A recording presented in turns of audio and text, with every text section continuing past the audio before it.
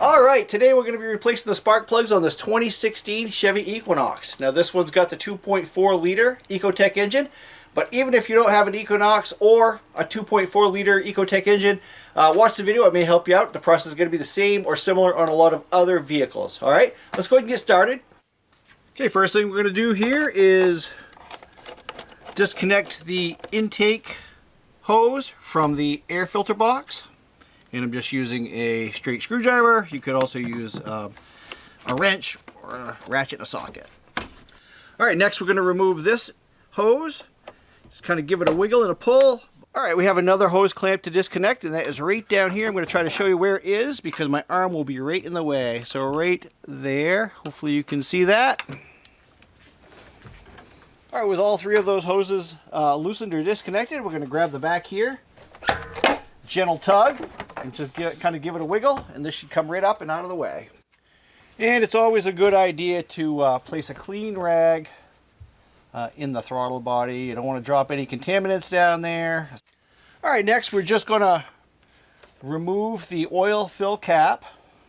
Set that aside, and we're going to put your hands front and back of this and kind of lift up.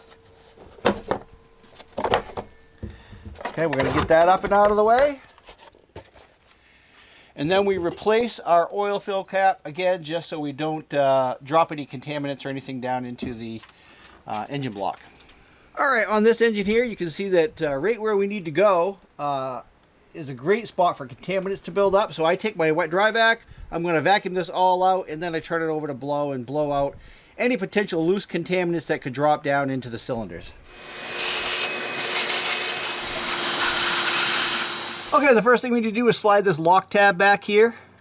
And you can kind of try to wiggle it back with your fingers, or you can take a straight screwdriver, pop it in behind, and just wiggle it back and forth. Now we can press this tab down. Hopefully you can see that. And we'll wiggle off the connector. Now we have a 10mm bolt right here that we need to remove.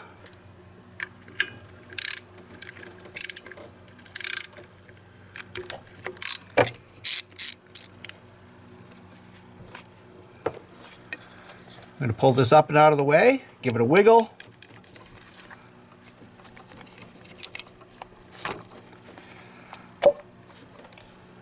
Alright, next we'll take a 5/8 inch spark plug socket and an extension. Get it down in there, get it on the plug straight. Make sure you're on there. And we're going to try to break that loose real quick. Just like that.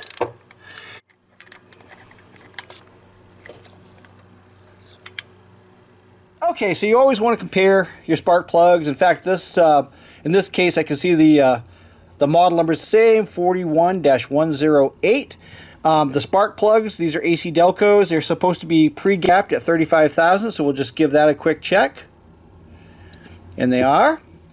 The recommended spark plug replacement interval for this Equinox, and I think for many vehicles, is about 60,000 miles.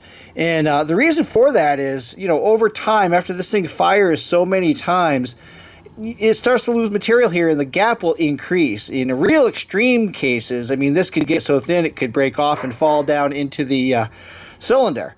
But the other thing you want to look for here is just make sure you want this kind of golden brown look, right? You don't want a real black spark plug. Golden brown like this kind of means that it's firing well, right? The engine's running well, the fuel is burning cleanly, you don't have a lot of oil in there. If you pull a plug and it's real black, it could be an indication of a potential problem, okay? The only other thing we're going to do here, we're going to take a little bit of dielectric grease, put it onto a cotton swab here, and this is just sort of a long Q-tip really, and I'm just going to put a little bit of dielectric grease down in here, just so we know that our plug makes a good connection with the coil pack, okay? Let's get this plug installed and then we'll continue on.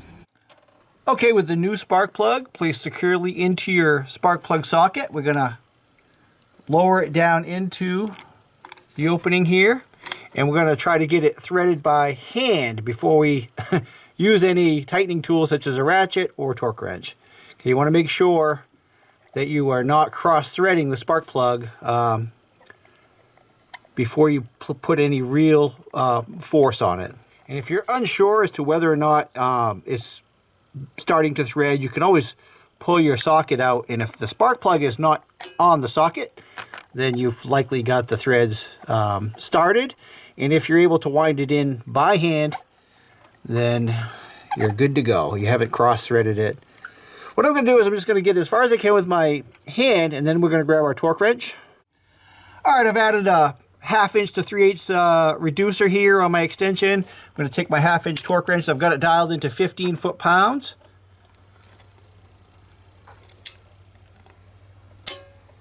That's it. Okay, now we'll take our coil pack, drop it down in, give it a gentle wiggle. We'll grab our bolt. Okay, we'll drop our coil pack bolt back down in here. All right, and this bolt here gets torqued down to 89 inch-pounds of torque, or just under 7.5 foot-pounds.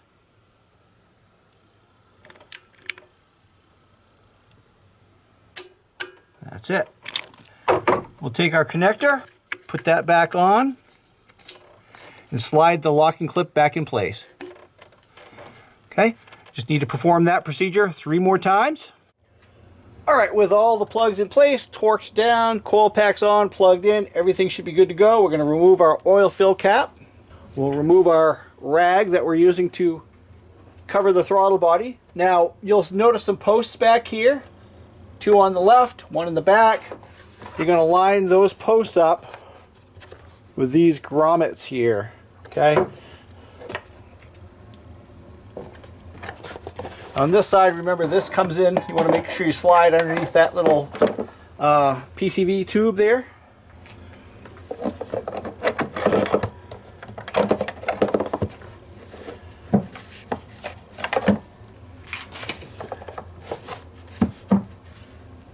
Pop our oil cover back on here.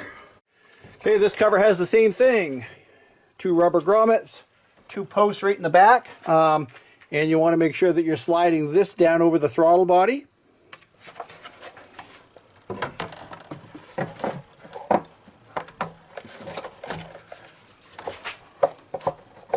Okay, we're going to tighten down the hose clamp that's down here at the throttle body. Alright, we're going to get this back onto the breather box here. Tighten down its hose clamp. And you don't have to go animal on these, you know, you just want them tight so they're not going to vibrate loose, and you don't want any contaminants to get by them, really, is the most important thing. And we're going to replace this, and then we're done, okay? The last step would be to, you know, start the vehicle, let it run a little bit, make sure you don't throw any codes, make sure it's running okay. But, hey, thanks for watching. If you like this video, please give me that thumbs up. And if you do happen to have an Equinox, I've got a whole playlist of Equinox videos, because we had this unit, and then we had an older model as well. And a lot of the maintenance routines and tasks are going to be the same or similar, even between model years, okay? Hey, thanks for watching. I hope you have a great day. Take care.